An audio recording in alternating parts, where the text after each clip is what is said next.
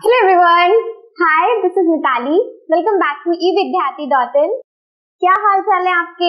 कैसी आपकी पढ़ाई चल रही है और कैसा ये चैप्टर है ये तो मैं बताऊंगी. तो आप मुझे बताओ आपको आपके प्रीवियस चैप्टर्स कैसे लग रहे हैं, कितने समझ आ रहे हैं. Because today also we are going to start with a very interesting chapter, but same ही होने वाला है. सेम एज इन हमने सबसे पहले मोशन पढ़ा, बिकॉज अभी हम साइंस में फिजिक्स में डील कर रहे हैं, and then we have learned about motion, then force, and उसके बाद ग्रेविटेशन, एंड नाउ उसका एक application part we have work and energy. अब वर्क और एनर्जी आपको थोड़ा सा सुन के ना कॉमन लगने वाला है कि इसके बारे में कुछ तो जानते हैं. एटलीस्ट ग्रेविटेशन जैसा नहीं है कि एक अननोन वर्ड और अननोन वर्ल्ड में हम आ गए थे. तो वर्क एंड एनर्जी हमें काफी पता है. अगर आपको थोड़ा सा भी इसका इंट्रोडक्शन दूं ना तो आप ऐसा समझ सकते हो. अभी अगर आपसे पूछा जाए कि वर्क क्या है तो एट प्रेजेंट आप क्या कह सकते हो कि हम तो इस वक्त पढ़ भी रहे हैं. If you are watching a video तब भी you are doing a work, right? Similarly if I am standing before you, अभी मैं यहाँ पर आपके सामने खड़ी हूँ, and if I keep on talking, अगर मैं सिर्फ बात ही करती रहूंगी without doing any change in position, तब भी मैं काम कर रही हूँ. तो ऐसा हम समझते हैं, ठीक है? बट साइंस ऐसा नहीं समझता. सो सॉरी, साइंस में वर्क की डेफिनेशन थोड़ी सी अलग होती है, ठीक है? सो नाउ वही हमें अब समझना है इस चैप्टर में. वर्क क्या है, एनर्जी क्या है.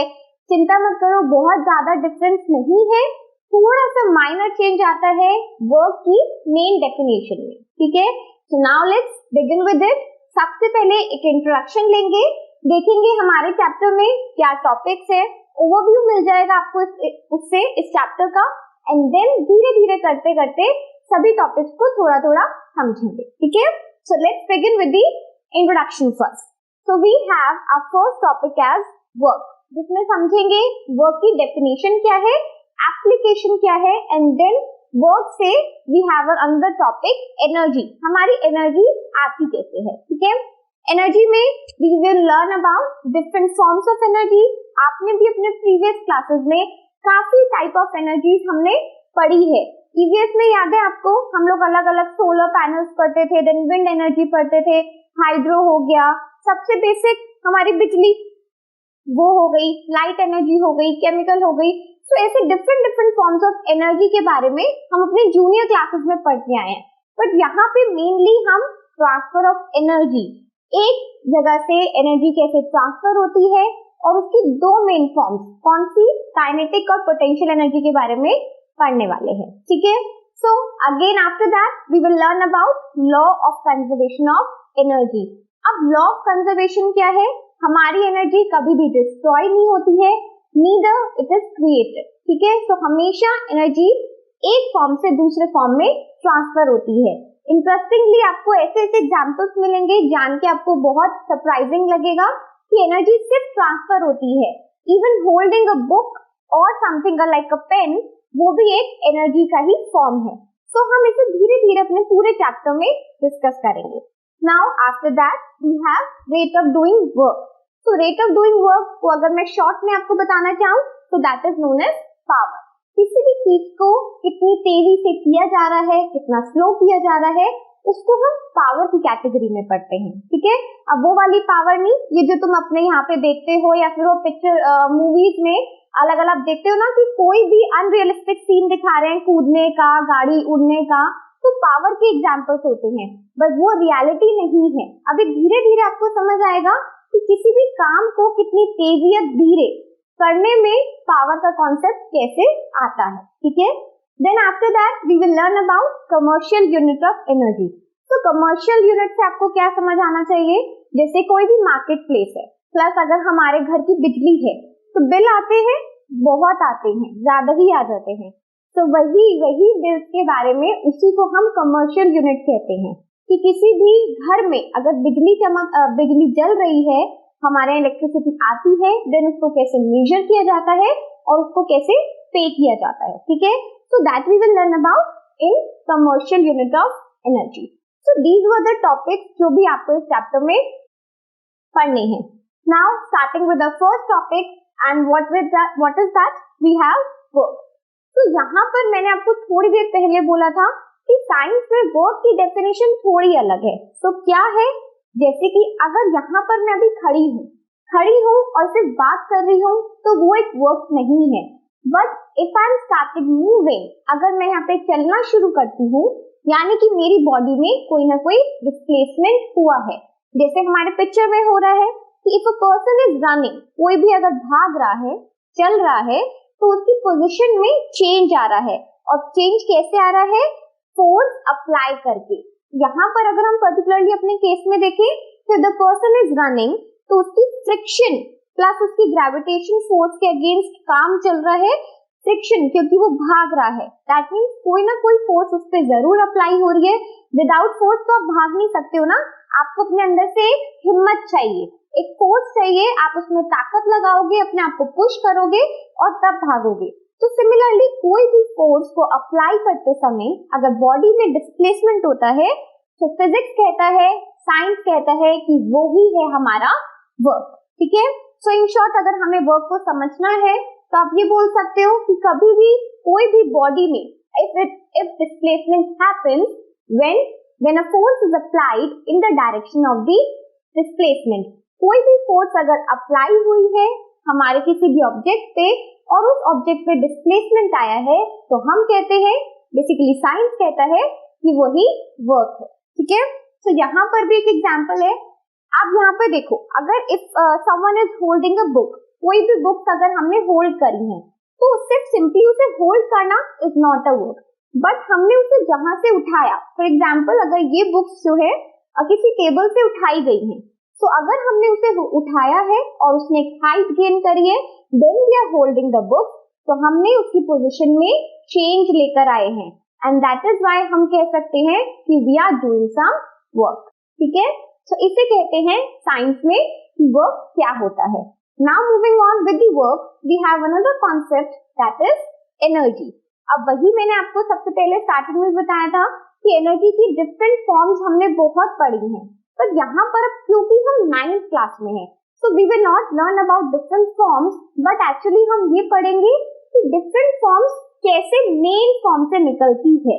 क्या है ऐसी दो मेन फॉर्म जो हमारे किसी भी ऑब्जेक्ट में हमेशा प्रेजेंट रहती हैं और उसकी वजह से केमिकल हो, चाहे लाइट हो, चाहे हीट हो, वो अलग अलग फॉर्म्स हमें देखने को मिलती हैं। फॉर एग्जाम्पल आपकी इलेक्ट्रिसिटी, लाइट एनर्जी आपको देखने को मिल रही है, बट उससे पहले कुछ ना कुछ आपके इलेक्ट्रिकल इक्विपमेंट्स में, यानी कि ट्यूबलाइट फॉर एग्जाम्पल, ट्यूबलाइट में कुछ हो रहा है जिसकी वजह से हमें लाइट एनर्जी दिखी। तो वो क्या हो रहा है वही डिफाइन करता है कि हमें अब एनर्जी की फॉर्म्स में क्या पढ़ना है। So we have two main basic forms, that is kinetic and potential. ठीक है, दोनों ही हमारे स्टेट ऑफ ऑब्जेक्ट पे डिपेंड करते हैं। कोई भी बॉडी अगर मोशन में है, कभी भी कुछ चल रहा है, तो वो भी एक टाइप का फॉर्म रहेगा, पर धीरे धीरे चलते हैं। पहले थोड़ा सा एनर्जी का अंदाजा लो। ठीक है, तो एनर्जी को अगर सिंपल टर्म्स में हम बोले तो आप क्या कह सकते हो, जितनी भी पिक्चर्स यहाँ पर हमारे सामने है, आप तीनों को देख के कुछ ना कुछ बोल पाओगे कि फॉर एग्जाम्पल ये इलेक्ट्रिसिटी की बात मैंने करी, then we have coal, trains को चलने में एनर्जी कन्वर्ट होती है, कोयला डाला जाता है, हीट निकलती है और हमारी ट्रेन चलती है, मूवमेंट होता है। तो यानी कि एनर्जी और वर्क कहीं ना कहीं आपस में जुड़े हुए हैं, एक की वजह से दूसरा पॉसिबल हो पाता है। ठीक है, similarly you are seeing about solar panels. तो सोलर पैनल्स का भी हमें पता है, बहुत सारी हमारी जो स्ट्रीट लाइट्स होती हैं, इनफैक्ट आजकल काफी सारे ऑफिसेज में उनके टेरेस पे देखोगे तो पूरे पूरे लंबे लंबे सोलर पैनल्स बिछे होते हैं। आपके कैलकुलेटर्स में साइड में कुछ छोटा सा रंगीन सा कुछ कलर सा बना होता है, डार्क होता है, तो वो भी अगर आप धूप में रखोगे तो धूप से एनर्जी लेगा, सन से एनर्जी लेगा और उसको कन्वर्ट करके आपको कैलकुलेटर आपका चलता है, उसके अंदर एनर्जी आती है। ठीक है, तो these are the different forms of energy. Now अब हम वही बात पे आते हैं वापस कि आती कहाँ से है, बट उनके आने से पहले छोटा सा टॉपिक और है, that there is a transfer of energy every time. ठीक है, जब भी हम एनर्जी की बात करेंगे हमेशा there will be a transfer of energy from one form to another. इससे पहले भी हमने अभी यही एग्जांपल बिल्कुल डिस्कस किया था। क्या बताया था मैंने आपको, कोई भी लाइट अगर आपके सामने जल रही है तो लाइट एनर्जी आपको दिखी, लेकिन उससे पहले उस ट्यूब लाइट में कोई ना कोई मूवमेंट जरूर हुआ है, ठीक है। सो दैट मीन्स हम क्या समझ सकते हैं कि एक एनर्जी फॉर्म दूसरी एनर्जी फॉर्म में ट्रांसफर हुई है। सिमिलरली अगर आप यहाँ पे एग्जांपल को देखो तो क्या करने वाला है, एक पक्का सा शॉट मारने वाला है, बढ़िया सा। कैसे? बिकॉज अगर इसका बैट सही तरीके से बॉल को हिट करेगा तो बॉल बहुत दूर जाके गिरने वाली है। दैट मीन्स कि बैट के अंदर की जो एनर्जी है वो ट्रांसफर होगी बॉल के अंदर की एनर्जी में, राइट।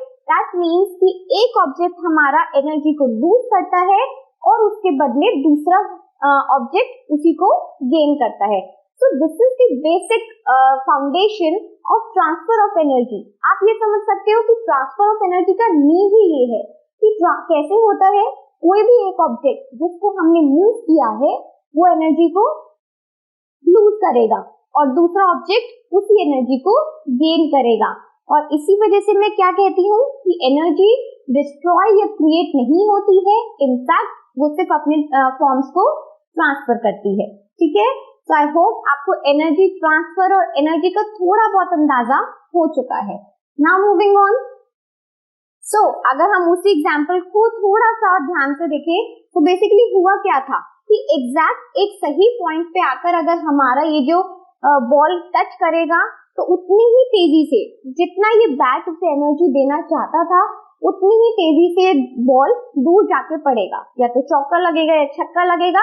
इनफैक्ट कई बार होता है कि मिस हो जाता है। तो बेसिकली वही होता है कि अगर आपकी एनर्जी ट्रांसफर बिल्कुल सही तरीके से हुआ है, सही पॉइंट से हुआ है, तो उसमें उतना ही एनर्जी गेन होगा, हमारी बॉल में उतना ही एनर्जी गेन होगा एंड देन उसका इम्पैक्ट भी हमें देखने को मिलता है।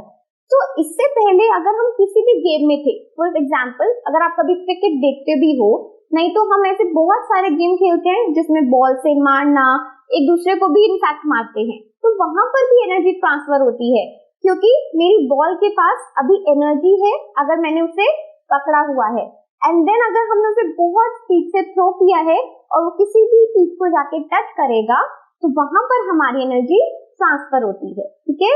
सो आपको अब energy of transfer of energy को कैसे समझते हैं, क्या उसका कॉन्सेप्ट है, इसका आइडिया लग चुका है। Now moving on, we have the different forms of energy जो इस चैप्टर में हमें मेनली पढ़ना है। तो यहाँ पर क्या है, first we have the kinetic energy.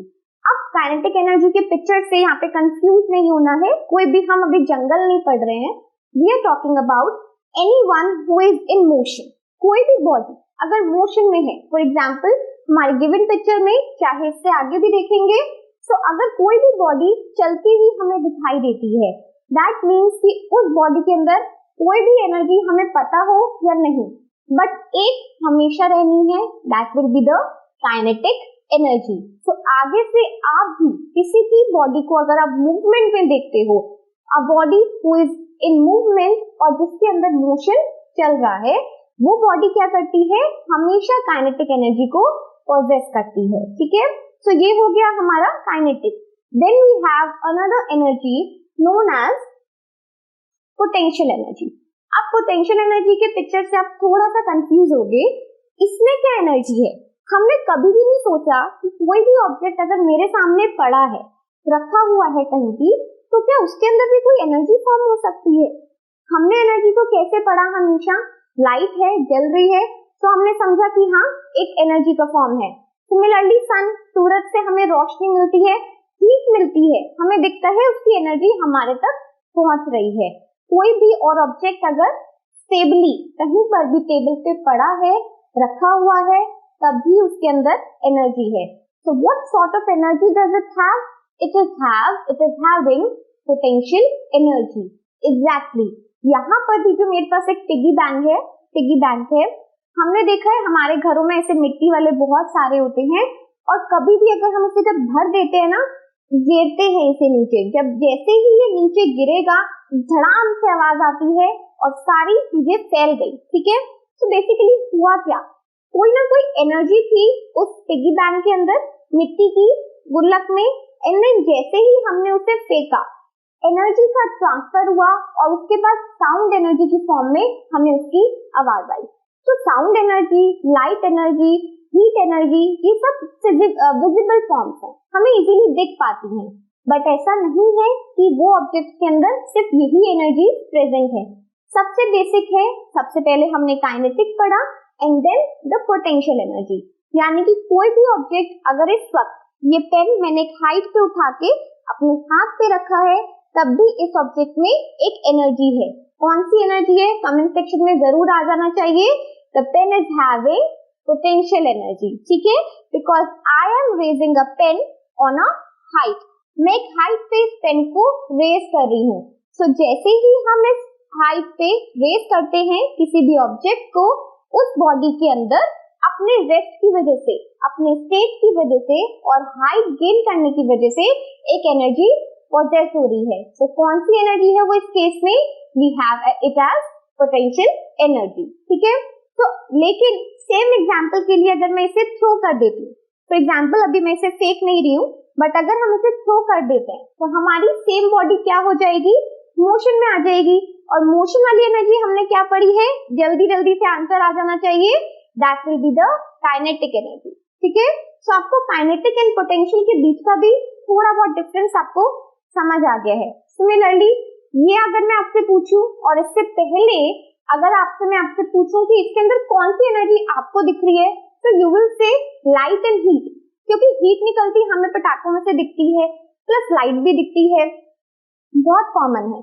लेकिन उनकी लाइट एंड हीट एनर्जी हमें सिर्फ इसीलिए ही पॉसिबली दिख पा रही है क्योंकि उससे पहले अगर हम इस फुलझड़ी की बात करें फॉर एग्जांपल, तो उससे पहले अपने स्टेट की वजह से इस फुलझड़ी में क्या था?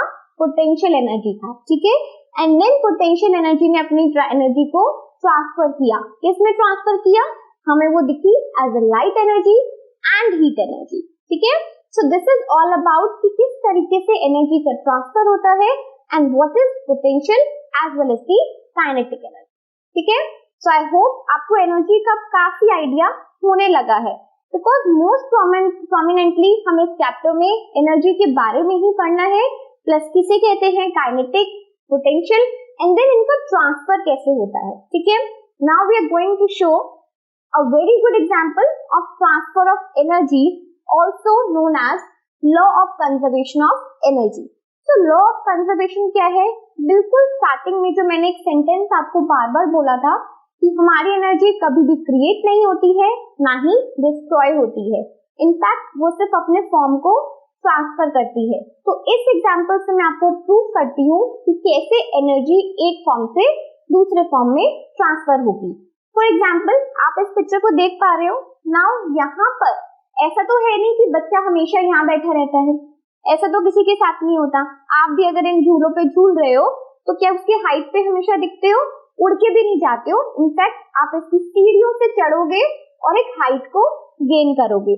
तो यहाँ पर क्योंकि हमने हाइट को गेन किया, दैट मीन्स कि बॉडी में ये जो भी बच्चा है उसकी बॉडी में पोटेंशियल एनर्जी ट्रांसफर हो गई है। The body is having potential energy. उसके बाद ये बच्चा यहाँ पर बैठा and then he slides away. So जैसे ही वो स्लाइड करता है उसकी बॉडी क्या है? क्या अभी भी बॉडी रेस्ट में है और in motion? The body is in motion. तो बॉडी क्योंकि मोशन में आ गई है, दैट मीन्स कि ये एग्जाम्पल क्या है? पोटेंशियल एनर्जी से किस तरीके से हम काइनेटिक एनर्जी में पहुंचे हैं। तो ये एग्जाम्पल आपका क्लियरली आपको ये शो कर रहा है कि एनर्जी ट्रांसफर कैसे होता है। पूरा पोटेंशियल एनर्जी कहाँ पर ट्रांसफर हो गया है? काइनेटिक एनर्जी में। जैसे ही बॉडी मोशन में आई पोटेंशियल खत्म हो चुकी है क्योंकि बॉडी का रेस्ट अब खत्म हो चुका है एंड ही स्लाइडिंग अवे। और यहाँ आके फिर से हमारा बच्चा वो रुक गया है, तो क्या होगा यहाँ पर? उसकी काइनेटिक खत्म हो जाएगी। Again the body is possessing potential energy.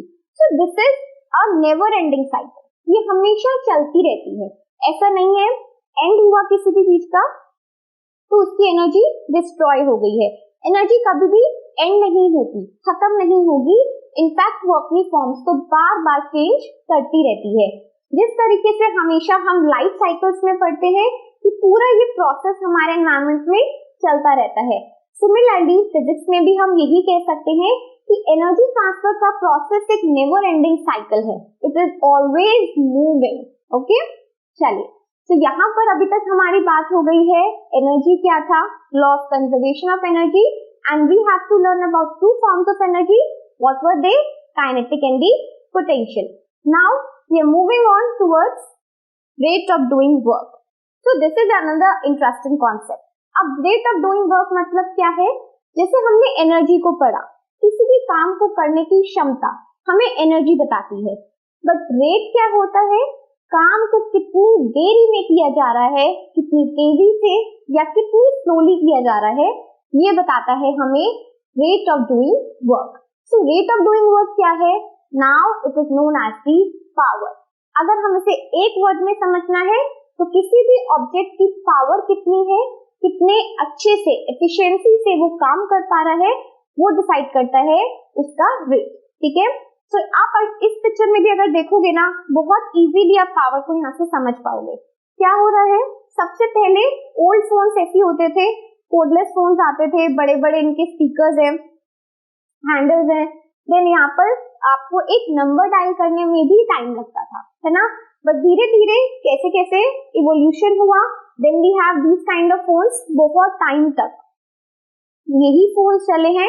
In fact आज भी काफी लोगों के पास सेम क्वाड की वाले जो फोन्स होते थे, इसमें कुछ कीज होती थी and then they have the pattern, इस टाइप के फोन्स, ठीक है, ये भी रहे हैं काफी टाइम तक। Then we have move up to smartphone. तो अब आज के टाइम पे अगर हमें फोन ज्यादातर देखने को मिलते हैं, जिसमें आप अपनी वीडियोस भी देख पा रहे हो, तो वो कैसे होते हैं, वो आपके स्मार्टफोन के Android phone, then we have the iPhones also. So this is the transformation. अब यहाँ पर ट्रांसफॉर्मेशन क्या हुआ है, टेक्नोलॉजी का ट्रांसफॉर्मेशन, बट उसमें उनके काम करने का जो रेट है वो भी चेंज हुआ। फॉर एग्जाम्पल, यहाँ पर जितनी देरी लगती थी एक नंबर को डायल करने में कीपैड को दबाकर, उतने में और इसमें दोनों में ही एक डिफरेंस आ चुका है, प्लस एफिशिएंसी चेंज हो गई है, क्योंकि यहाँ पर ये फोन सभी फंक्शंस को करने के लिए कैपेबल नहीं थे। बट अगर आज देखा जाए तो ऐसे टाइप के फोन्स जो आपके स्मार्टफोन्स हैं, जो आप अपने हाथ में पकड़ के बैठे हो, वो फोन काफी सारे फंक्शंस को इजीली परफॉर्म कर सकते हैं। सो this is about the power. किसी भी काम को कितनी तरीके से किया जा रहा है, कितनी तेजी से किया जा रहा है। फॉर एग्जाम्पल, जल्दी से इसे मूव करना, धीरे से इसे मूव करना। सो पावर यही हमें शो करता है, काम को कितने स्पीड से किया जा रहा है, वो हमें बताता है रेट ऑफ डूइंग वर्क। और उसको हम कैसे समझ सकते हैं, that is about the power of an object possessed. ठीक है, so this is all about the power. Then at last we have commercial unit of energy. अब commercial unit क्या है, बेसिकली commercial unit आपका यही है, पावर स्टेशंस के द्वारा सभी market places, industries and then last में आपके हाउस होल्ड्स में पावर को पहुंचाना, इलेक्ट्रिसिटी को पहुंचाना। तो यही होता है कि किस तरीके से कमर्शियली एनर्जी को ट्रांसफर किया जाता है। So particularly what kind of energy I'm talking about? इस वक्त पे हम इलेक्ट्रिकल एनर्जी की बात कर रहे हैं। इलेक्ट्रिकल एनर्जी में कहीं ना कहीं पे आपका पोटेंशियल, काइनेटिक सब है, बट धीरे धीरे वो चैप्टर में पढ़ेंगे, अभी ज्यादा डिटेल में नहीं जाएंगे। ठीक है, तो यहाँ पर होता क्या है, आपने बहुत इजीली ये सब देखा होगा। We have the bills, electricity bills, ठीक है, सभी के घरों में आता है। हमें पता है यहाँ पर किसी भी एक एरिया में कहीं पे हमें अमाउंट बता दिया जाता है।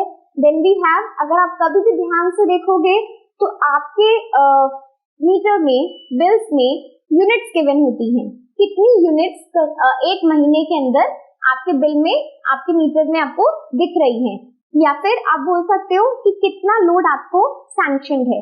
तो ये सब चीजें आपको पावर प्लस उसकी कमर्शियल यूनिट्स, यानी कि एनर्जी को किस तरीके से मेजर किया जाता है, कौन सी एनर्जी, इलेक्ट्रिकल एनर्जी, जिसके द्वारा हमारे घरों में बिजली आती है, लाइट हमें मिलती है, हमारे इलेक्ट्रिकल अप्लायंसेस चलते हैं, हीट एनर्जी डेवलप होती है। तो ये सब चीजें आपको कहाँ पे दिखेंगी, किस तरीके से पावर को कंज्यूम किया जाता है, कितना वर्क कितनी देरी में कोई ऑब्जेक्ट करता है। फॉर एग्जाम्पल, अगर मैं एक वॉशिंग मशीन की बात करूं, ठीक है, या एक रेफ्रिजरेटर की बात करूं, तो क्या है, कितनी देरी में किसी एक ऑब्जेक्ट को वो रेफ्रिजरेटर ठंडा कर पा रहा है। तो वहां पर क्या हो रहा है, एनर्जी का ट्रांसफर हो रहा है, प्लस वर्क डन भी होगा कहीं ना कहीं। तो ये सब चीजें हम डिटेल में अपने चैप्टर में पढ़ेंगे, बट अभी आपको एक ओवरव्यू मिल गया है कि किस तरीके से हमें समझ आता है अबाउट द पावर, किस तरीके से पावर को कंज्यूम किया जाता है, एक बल्ब और एक ट्यूबलाइट की पावर्स में क्या डिफरेंस है। आपको याद है हम ऐसे बहुत बार बोलते हैं 10 वाट का बल्ब, 20 वाट का बल्ब, ठीक है। तो ये जो वाट बार बार मैं बोल रही हूँ ना, यही आपके पावर को शो करता है। प्लस साथ साथ हम बोलते हैं इतनी एनर्जी ये अप्लायंस कंज्यूम कर लेता है, यानी कि 1 घंटा अगर वॉशिंग मशीन चलती रहेगी तो वो बिजली का बिल बढ़ा देगी। ऐसी चीजें सुनते हैं ना हम, तो यही है हमारा पावर एंड एनर्जी, ठीक है। सो आई होप आपको इस चैप्टर का एक ओवरव्यू अच्छे से मिल गया है। Now we will start with the whole chapter. बहुत बारीकियों के साथ मैं आपको पढ़ाऊंगी और बहुत अच्छे से आपको समझ भी आएगा कि क्या है पूरे चैप्टर वर्क एंड एनर्जी में, ठीक है। So let's move to the chapter. Until then, keep learning, keep watching. Goodbye.